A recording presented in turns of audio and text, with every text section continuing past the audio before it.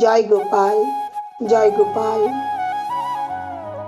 জানো, এই আধুনিক যুগের মানুষেরা কি মনে করেন? পার্থক্য বিচার না করেই কেউ শুদ্ধ জ্ঞান লাভ করতে পারে না।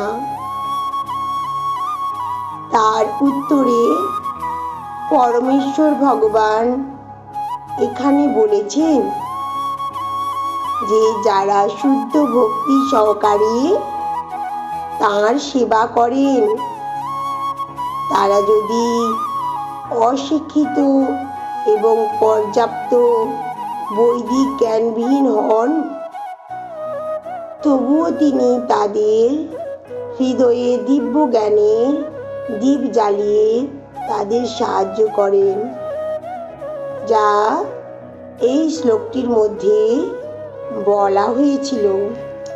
রাধে রাধে, রাধে।